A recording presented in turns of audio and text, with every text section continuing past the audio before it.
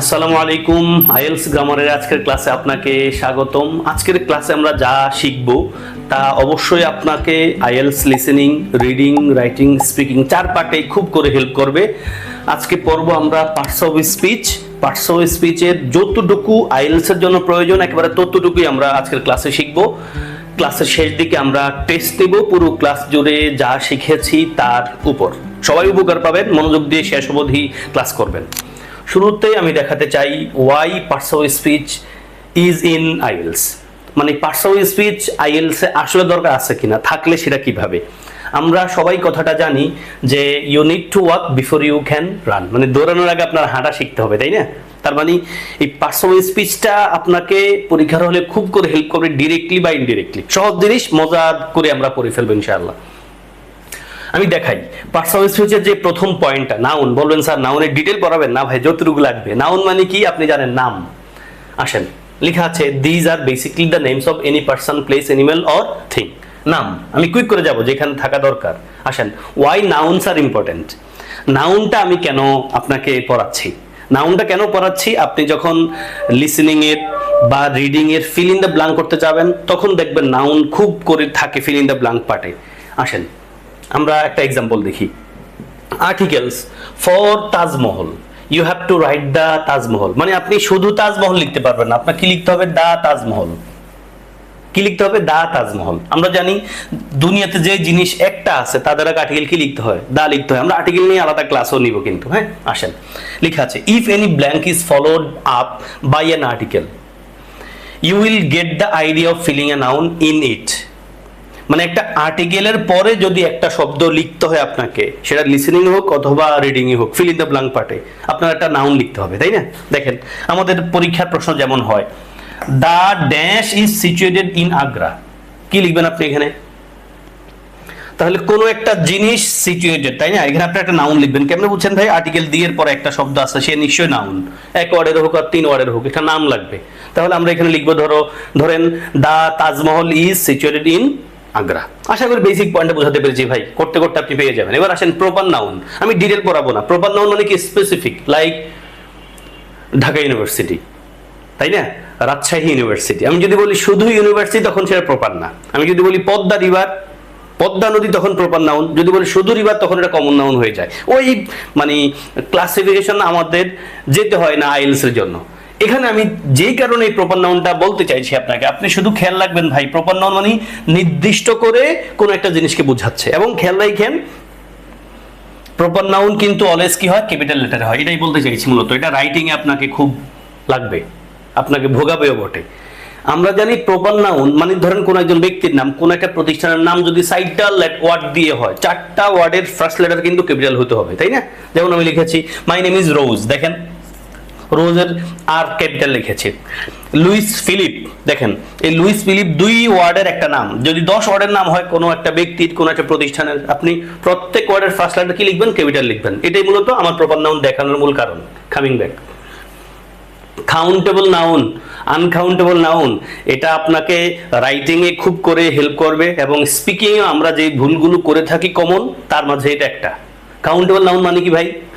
এমন নাউন যে নাউনকে আমরা গণনা করতে পারি। লিখেছি আমি anything that can be counted weather singular or plural is a countable noun. মানে যে নাউনকে গণনা করা যায় তাদেরকে আমরা বলি কাউন্টেবল নাউন। তার মানে কাউন্টেবল নাউন সিঙ্গুলারও হতে পারে, প্লুরালও হতে পারে। যেমন Megan took a lot of photographs, দেখেন ফটোগ্রাফস এটা কিন্তু plural. Paintings, you have several paintings. মূল পয়েন্ট হলো ভাই কাউন্টেবল নাউনের সিঙ্গুলার ফর্মও হতে পারে, প্লুরাল ফর্মও হতে পারে। I have a book, I have some books বলতে পারি আমরা। আসেন, আমরা ভুল করি বেসিক্যালি আনকাউন্টেবল নাউন পাটে আইসা। কি এখানে আনকাউন্টেবল নাউন মানে কি ভাই? যেটা কাউন্ট করা যায় না। Anything that cannot be counted is an uncountable noun. They are always in singular form. খেয়াল রাখেন এটা। এই আনকাউন্টেবল নাউন সবসময় কি হয়? সিঙ্গুলার হয়, এর সাথে এস লেখা যায় না। যেমন there is no more water in the pond, পুকুরে কোনো পানি আর নাই। ক্লিয়ার কথাটা? এখন আপনার প্রশ্ন হবে স্যার আনকাউন্টেবল নাউন কোনগুলো ভাই? আনকাউন্টেবল নাউন দুনিয়াতে অনেক আছে, আপনি একটু রিডিং পড়ে ফেলতে পারেন। কুইক করেন, এখনই পড়েন, এখনই পড়েন, স্ক্রিনশট দিয়ে রাখেন, তবে এখন একটা পড়েন, কারণ আপনি আর পরে পড়বেন না, পড়ার সুযোগ হবে না। অ্যাকোমোডেশন বানানটা আমাদের লিসেনিং এ লাগে। Advertising, advice, beer, bread, childhood listening লাগে, চকলেট বানানটা লিসেনিং লাগে, কফি বানানটা লাগে। দেখেন fame, food, freedom, fun, furniture, hair, health, homework আমাদের লিসেনিং লাগে, ইনফরমেশনটা আমাদের লাগে, ইন্টেলিজেন্ট, জুস, নলেজ বানানটাতে আমাদের স্টুডেন্টরা ভুল করে, love, luggage, milk, money, music, news, paper, poetry, progress, rain, research বানানে আমাদের লিসেনিং লাগে, স্টুডেন্টরা কিন্তু ভুল করে এখানে, rice, rubbish, sugar, tea, time, transport, travel, whisky, work, এই শব্দগুলো কি ভাই আনকাউন্টেবল নাউন। এই স্যার আরো অনেক আছে, আমি দেখাইলাম একটা কিছু ওয়ার্ড। ওকে, এবার আসেন আমরা যে কাজটা বেসিকলি দেখবো আমাদের রাইটিং এবং স্পিকিং এ যে জায়গায় ভুল হয় সেটা হলো ভাই এই কাউন্টেবল আনকাউন্টেবল নাউনের আগে একটা ডিটারমিনার লিখতে হয়। কখন কোনটা লিখবো, সহজ কথা আমি বলে ফেলি, আসেন দেখেন ভাই এই বুকটা singular countable noun, books plural countable noun. তার মানে ওই যে বলছিলাম কাউন্টেবল নাউনকে আমরা সিঙ্গুলারও রাখতে পারি আবার প্লুরালও নিতে পারি। তাহলে বুক থেকে বুকস হতে পারে, পেন থেকে পেন্স হতে পারে, টেবিল থেকে টেবিলস হতে পারে, শপ থেকে শপস হতে পারে, যেহেতু এরা কাউন্টেবল নাউন। অন্যদিকে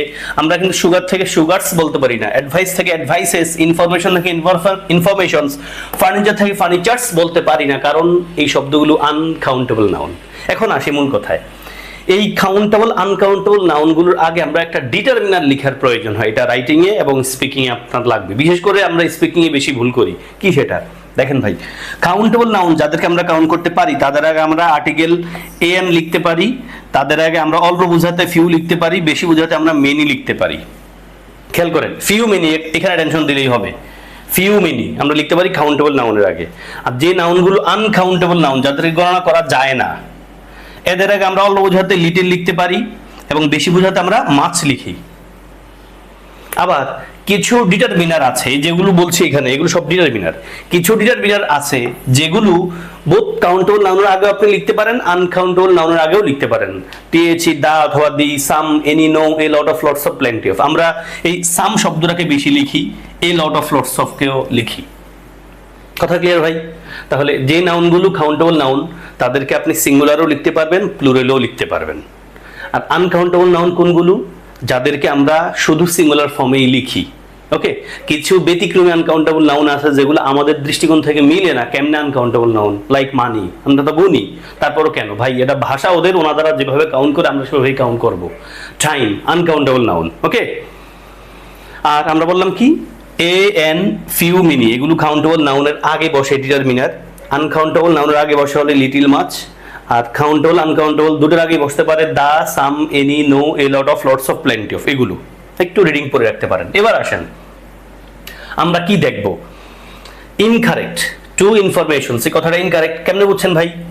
দেখেন ইনফরমেশনস এর সাথে কি এস লেখা যায়? যায় না। ফলে এটার কারেক্ট ফর্ম কি হবে ভাই? কারেক্ট ফর্ম হবে সাম ইনফরমেশন, সাম ইনফরমেশন, সাম ইনফরমেশনস লিখতে পারেন না। আর দুইটা ইনফরমেশন হয় না, আমি কিছু ইনফরমেশনকে বলতে পারি। হ্যাঁ, দুটা তথ্য আপনি বলতে পারেন, টু পিসেস অফ ইনফরমেশন, সেদিকে যেতে পারেন, বাট আপনি টু ইনফরমেশনস বলতে পারেন না। সেম কথা আপনি ফাইভ নলেজেস বলতে পারবেন না, ফাইভ নলেজেস, কারণ ভাই নলেজ একটা আনকাউন্টেবল নাউন। আপনাকে বলতে হবে a lot of knowledge, a lot of knowledge অথবা লটস অফ নলেজ, একই টাইপের কথা। আসেন আমরা 10 ইকুইপমেন্টস বলতে পারি না, কারণ ইকুইপমেন্ট শব্দটা আনকাউন্টেবল নাউন ভাই। তাহলে আপনাকে বলতে হবে কি? বলতে হবে লটস অফ ইকুইপমেন্ট, মানে অনেক ইকুইপমেন্ট। সেম টাইপের কথা লেখেন, I was hoping to get an advice about my career. দেখেন ভাই যে অ্যাডভাইস শব্দটা কিন্তু আনকাউন্টেবল নাউন পড়ে আসছে, তার আগে এ এন লিখা যাবে না। যদি আর্টিকেলের দৃষ্টিকোণ থেকে যদি এটা কাউন্টেবল নাউন হইতো আমরা এন লিখতাম, কিন্তু লেখা যাবে না কারণ অ্যাডভাইস একটা আনকাউন্টেবল নাউন, তার আগে এন লেখা যাবে না। কি বলতে হবে? সাম অ্যাডভাইস বলতে পারেন, কিছু উপদেশ, কারণ সাম একটা ডিটারমিনার যেটা কিনা কাউন্টেবল আনকাউন্টেবল দুটোর আগে বসতে পারে। আসেন, she bought some new furnitures বলা যায় না? যায় না, কারণ ভাই ফার্নিচার্স বলা যায় না, আনকাউন্টেবল নাউনের সাথে এস লেখা যায় না, বলতে হবে ফার্নিচার। একই কথা, মেনি হোমওয়ার্ক বলা যায়? হোমওয়ার্ক বলা যায়, কিন্তু হোমওয়ার্ক যেহেতু আনকাউন্টেবল নাউন, আনকাউন্টেবল নাউনের আগে আমরা মেনি বলতে পারি না ভাই, আমরা আনকাউন্টেবল নাউনের আগে মাছ বলতে হয় বেশি বোঝাতে, আর মেনিটা বসে বেশি বোঝাতে কাউন্টেবল নাউনের আগে। কথা ক্লিয়ার ভাই? আসেন আমরা নাউনের মোটামুটি যতটুকু দরকার আইএলটিএস এর জন্য ততটুকু আমি বলে ফেলেছি, আশা করি আপনারা সবাই ক্লিয়ার। এবার এখন অ্যাডজেক্টিভের বেসিক কথাটা বলি, যেটা আইএলটিএস এর জন্য আপনার লাগবে, যতটুকু জানলে আপনার হয়ে যাবে। শুরুতে আমি দেখি adjective, I am an English teacher, lovely is lovely. দেখেন আমি এখানে বলতে চাইছি ভাই, দেখেন এখানে ইংলিশটা অ্যাডজেক্টিভ, এখানে লাভলি অ্যাডজেক্টিভ। আমার কথা বুঝতে পারছেন? হ্যাঁ বুঝতে পারছেন। আমি যেটা বলতে চাই সেটা হলো, দেখেন অ্যাডজেক্টিভ নাউনের আগে বসতে পারে, আবার নাউনের পরেও বসতে পারে, এটাই আমার বলার কথা। মানে আমরা নর্মালি এই যে I am an English teacher, এটা দেখতে পাই বা এটাকে দেখলেই আমাদের কাছে ভাল লাগে যে অ্যাডজেক্টিভের পর পর একটা নাউন থাকবে। ভাই অ্যাডজেক্টিভের পরে নাউন থাকবে বিষয়টা নিশ্চিত না, নাউনটা আগেও থাকতে পারে অ্যাডজেক্টিভের। ওকে, তার মানে যেই শব্দটাকে আপনি অ্যাডজেক্টিভ বলবেন এটার পর অবশ্যই নাউন থাকবে, অথবা আগে একটা নাউন বা প্রোনাউন থাকবে, কারণ অ্যাডজেক্টিভ কিন্তু নাউনকে এবং প্রোনাউনকে মডিফাই করে। ওকে, তাহলে I am an English teacher, আমি একজন ইংলিশ টিচার, এখানে ইংলিশ শব্দটা মডিফাই করছে টিচারকে। এবং লাভলি ইজ লাভলি, প্রথম লাভলি একজন ব্যক্তি, সেকেন্ড লাভলি হলো ওই ব্যক্তিটা ভালো সুন্দর, এটা বোঝাচ্ছে। তাহলে সেকেন্ড লাভলি প্রথম লাভলিরে মডিফাই করছে বিধায় সেকেন্ড লাভলিরে আমরা কি বলছি? অ্যাডজেক্টিভ। এতটুকু জানলে মোটামুটি চলে যাবে। অ্যাডজেক্টিভ আর একটু কথা সামনে আমি বলবো আবার। এবার আসেন অ্যাডজেক্টিভের আরেকটা পয়েন্ট যেটা আমরা টাস্ক 2 তে, রাইটিং টাস্ক 2 তে এবং স্পিকিং এ এসে ভুল করতে পারি, সেটা হলো অ্যাডজেক্টিভের একটা ধরন আছে আইএনজি যুক্ত অ্যাডজেক্টিভ আর একটা হলো ইডি যুক্ত অ্যাডজেক্টিভ। কখন কোনটা ব্যবহার করব একটু দেখে ফেলি কুইক করে ভাই। দেখেন লেখা আছে adjective ending in ED ED describe feeling, মানে যেই অ্যাডজেক্টিভ গুলো ইডি দিয়ে শেষ হয় এগুলো কোনো ব্যক্তির ফিলিংসকে বোঝায়, ব্যক্তির ফিলিংসকে বোঝায়। লাইক আই এম বোর্ড, মানে আপনার কাছে আমার ক্লাসটা করে ভালো লাগতেছে না, আপনি কি বলবেন? Sir I am bored. আমি নিশ্চিত আপনি বোর্ড না। এখন আপনার যদি ক্লাসটা করে ভালো লাগে আপনি কি লিখবেন? আপনি বলবেন I M interested, I am interested, মানে আপনার কাছে ভালো লাগতেছে, তাই না? এটাই বলবেন। তাহলে আই এম বোর্ড মানে ব্যক্তির ফিলিংসকে বোঝাতে আমরা ইডি যুক্ত অ্যাডজেক্টিভ ব্যবহার করি। অন্যদিকে adjective ending in ING describe something, মানে আইএনজি দিয়ে যে অ্যাডজেক্টিভ শেষ হয় এটা কোনো একটা বিষয় নিয়ে ডেসক্রাইব করে। Like the film is boring, মানে ফিল্মটা বোরিং বিধায় আপনি বলছেন, মানে ফিল্মের ব্যাপারে যখন ডেসক্রাইব করছি তখন আপনি আইন যুক্ত অ্যাডজেক্টিভ ইউজ করছেন, আর ব্যক্তির ফিলিংস বোঝাতে আপনি ইউজ করছেন কি? ইডি। আপনি এক্সাম্পল দেখতে চান? এই তো আরো আসেন, দেখেন ভাই আমি লিখেছি একসাথে, হি ইজ অ্যানয়েড মানে ব্যক্তির ফিলিংস, সে রাগান্বিত। দ্য নয়েজ ইজ অ্যানোয়িং, নয়েজটা হলো অ্যানোয়িং। ওকে, আসেন ইউ আর কনফিউজড, আপনি আমার ক্লাসের অনেক কথা হয়তো বুঝেন না, যদি না বুঝে থাকেন আপনি কি ফিল করবেন? ওহ স্যার আই এম কনফিউজড। এই যে আই এম কনফিউজ, আপনি বলতে পারেন না স্যার আই এম কনফিউজিং, হলো না? আপনি তখন বললেন দ্য ক্লাস ইজ কনফিউজিং। আমি প্রত্যাশা করি না, আমি যা বলছি একবার সহজ ভাষায় বোঝানোর চেষ্টা করছি, আপনাদের মনের কথা বুঝে পড়ানোর চেষ্টা করছি। তাহলে ইউ আর কনফিউজড ব্যক্তির feelings, are the question is confusing. আসেন শি ইজ ডিপ্রেসড, আপনি হতাশ, ক্লাস করে ভালো না লাগলে তো আপনি হতাশ হবেন, বিশেষ করে যদি কোনো একটা আইএলস এর ব্যাচে ভর্তি হন 15,000 20,000 টাকা দিয়া, এরপর যদি দেখেন যে স্যারে তো ক্লাসের আগে অনেক কথাবার্তা বলছে, ক্লাসে এবার উনি ঠিক সময় আসে না, কি পড়ায় উনি নিজেও বুঝে না, আমাদের প্রশ্নের কোনো উত্তর দেয় না, আমাদের মনের কথা উনি বুঝে না। ওকে, উনি ওনার মতো করে পড়ায়, আমি বুঝলাম না বুঝলাম উনি কেয়ার করে না, তখন আপনি কি হবেন? I am depressed. আপনি এমনটা বলবেন, আপনার মনের ফিলিংস বোঝাতে আপনি ডিরেক্ট অ্যাডজেক্টিভ ইউজ করবেন। She watched a depressing drama, মানে আপনি একটা নাটক দেখছেন যেটা ডিপ্রেসিং, তার মানে নাটক নিয়ে আমরা কথা বলছি, ডিসক্রাইব করছি depressing. Same I am excited, আপনার ক্লাসটা করে অনেক ভালো লাগছে, তাই না ভাই? ভালো লাগবে, শেষ অবধি থাকেন, আমি যখন টেস্ট নিব আপনি পারবেন এবং লিটারেলি গিয়ে আপনি আইএলস এ ব্যবহার করতে পারবেন, তখন আপনার কাছে অনেক ভালো লাগবে, তখন আপনি বলবেন আলহামদুলিল্লাহ I am excited, I am excited. তাহলে এই যে ব্যক্তির ফিলিং বুঝাইছেন, the class is exciting, yes class ভালো লাগলে আপনি ক্লাসের ব্যাপারে কথা বলবেন দ্য ক্লাস ইজ এক্সাইটিং। শেষ আই এম স্যাটিসফাইড, আপনি ক্লাস করে যদি ভালো লাগে আপনার, আপনি তখন অটোমেটিকলি ফিল করবেন আলহামদুলিল্লাহ আই এম স্যাটিসফাইড। এবং ক্লাসটা যদি ভালো লাগে আপনি ক্লাসের ব্যাপারে বলবেন I am doing a satisfying class, অথবা I have completed a satisfying class, মানে আমি একটা সন্তোষজনক ক্লাস শেষ করছি। তাহলে এখানে যা বলছি আই এম স্যাটিসফাইড, আমি হ্যাপি, মানে আমি সন্তুষ্ট, I have a satisfying job, আমার একটা সন্তোষজনক জব আছে। তাহলে ভাই কোর কথা হলো ইডি যুক্ত অ্যাডজেক্টিভটা দিয়ে আপনি ব্যক্তির ফিলিংস বোঝাবেন, আর আইন যুক্ত অ্যাডজেক্টিভ দিয়ে আপনি কোন একটা বিষয় নিয়ে ডিসক্রাইব করবেন। ওকে, আমরা বিশেষ করে আইএলটিএস স্পিকিং এ যখন কোন একটা বিষয় নিয়ে ডিসক্রাইব করি, এবং আরো বিশেষ করে যখন পার্ট 2 তে আমরা কিউ কার্ড নিয়ে কথা বলি, তখন আমাদের স্বাধীনতা থাকে ইচ্ছে মতো কথা বলার, তখন আমরা কোন একটা বিষয় নিয়ে কথা বলতে গিয়ে কিন্তু এই অ্যাডজেক্টিভ বলতেই হয়, এবং সেখানে ইডি এবং আইন যুক্ত অ্যাডজেক্টিভ আসে। খেয়াল রাখতে হবে এখানেই যে আইন যুক্ত অ্যাডজেক্টিভ কোন একটা বিষয় নিয়ে ডেসক্রাইব করবে, আর ইরযুক্ত অ্যাডজেক্টিভ আপনার আমার মনের ফিলিংসকে বোঝাবে। কথা ক্লিয়ার আশা করছি। এবার আসেন অ্যাডভার্ব। অ্যাডভার্ব মানে কি ভাই? অ্যাডভার্ব ওই অ্যাডজেক্টিভের মতো বিশেষিত করে। আমরা জানি অ্যাডজেক্টিভ মূলত বিশেষিত করে কাকে? নাউনকে বা প্রোনাউনকে। আর খেয়াল রাখেন অ্যাডভার্ব কিন্তু আর অনেকেরই করতে পারে।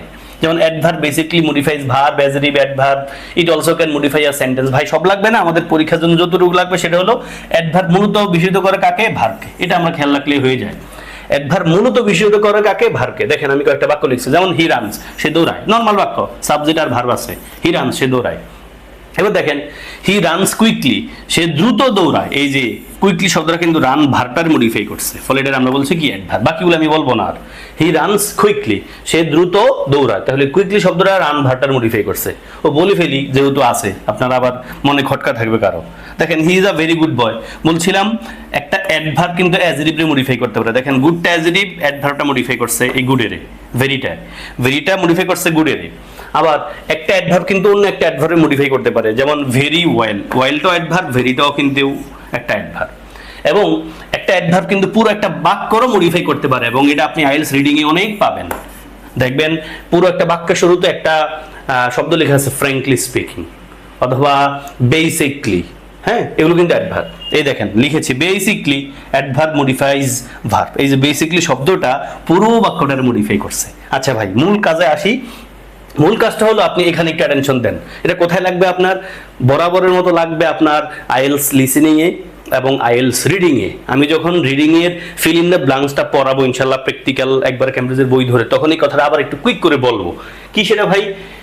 আপনি এখানে পিএডি তিনটা শব্দ একটু খেয়াল রাখেন। পিতে খেয়াল রাখেন ভাই প্রিপোজিশন, নিশ্চয়ই আপনি চেনেন। ওই ছোট্ট ছোট যে ওয়ার্ডগুলো আছে যাদের নিজস্ব কোনো অর্থ নাই, বাক্যে বসলে এদের অর্থ হয় লাইক ইন, ফ্রম, অফ, এরকম। হ্যাঁ, শাব্দিক অর্থ আছে, বাট এদেরকে তো বাক্যে ব্যবহার করা ছাড়া এদের কোনো দাম নাই, তাই না?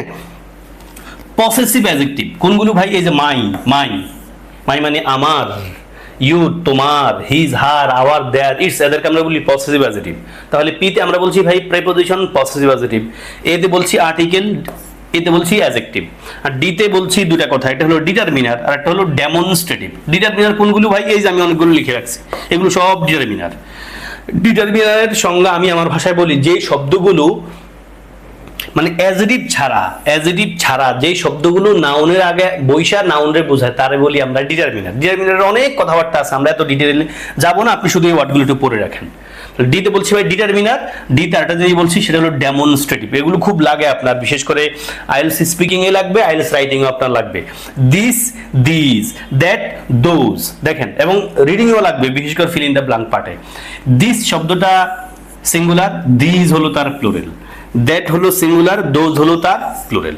তাহলে এগুলোর কাজ কি এটা বলছি কেন সেটা একটু পরে দেখাচ্ছি ভাই। আবার একটু অ্যাটেনশন দেন। পিএডি দিয়ে যে কথা বলছি, পিতে বলছি ভাই প্রিপোজিশন, পিতে বলছি পসেসিভ অ্যাডজেক্টিভ, এতে বলছি আর্টিকেল অ্যাডজেক্টিভ, ডিতে বলছি ডিটারমিনার, ডেমনস্ট্রেটিভ। তাহলে এই পিএডি দিয়ে যা বুঝালাম, এদের পরে যদি আপনি একটা শব্দ পান সে নিশ্চয়ই নাউন। এটা আপনি ফিল ইন দ্য ব্ল্যাঙ্কে সরাসরি কাজে লাগাইতে পারবেন, আমি দেখাবো ইনশাআল্লাহ। দেখেন this is the go of the world, আপনি আর্টিকেল দিয়ে পর যদি একটা শব্দ পান, দেখেন আর্টিকেল দি আর প্রিপোজিশন অফ এর মাঝে একটা শব্দ পাইছেন, আপনি ফিল ইন দ্য ব্ল্যাঙ্কে লিসেনিং হোক অথবা রিডিং এ হোক, আপনি ধরবেন নিশ্চিত এটা কি নাউন লাগবে।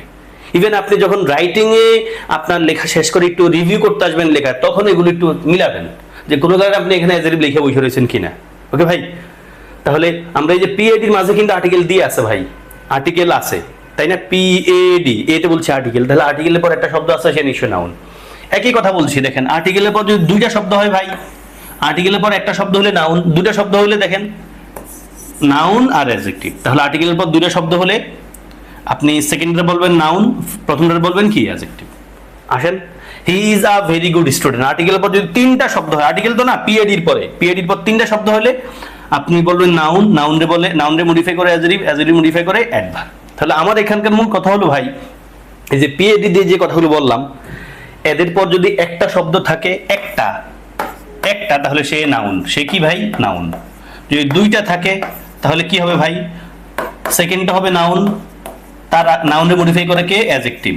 আর যদি তিনটা হয় ভাই, তিনটা কই লিখবো? আচ্ছা এখানে লিখে দিই। হ্যাঁ, তিনটা যদি হয় তাহলে আপনি দেখবেন প্রথমে পাবেন অ্যাডভার্ব, কি পাবেন? অ্যাডভার্ব, তারপর পাবেন অ্যাডজেক্টিভ, তারপরে পাবেন কি? নাউন।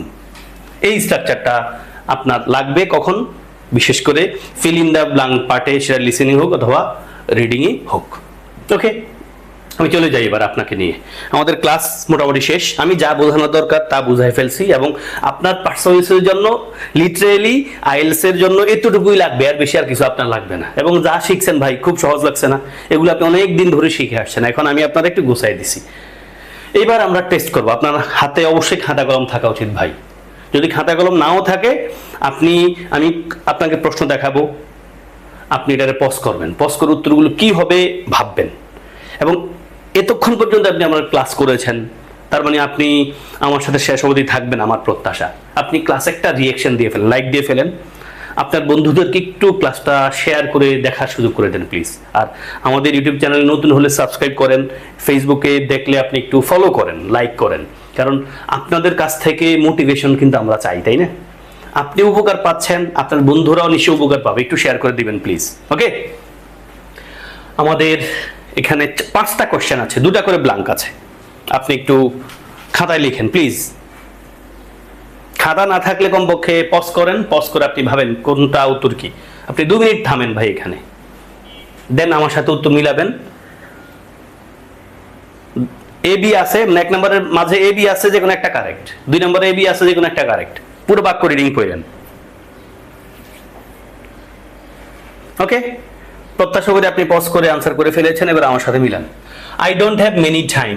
ভাই আমরা পড়ে আসছিলাম টাইম শব্দটা আনকাউন্টেবল নাউন, আর আনকাউন্টেবল নাউনের সাথে মেনি ডিটারমিনারটা যায় না। মেনিটা হলো কাউন্টেবল নাউনের ডিটারমিনার, ফলে আমরা 1 নম্বরের এই নাম্বারটা নিব না, ফলে 2 নম্বরটা তো নিবই। I don't have much time to wait for you. Wait for you মানে তোমার জন্য অপেক্ষা করার মতো সময় আমার হাতে নাই, মাচ টাইম লাগবে, ফলে 1 নম্বরের উত্তর বি।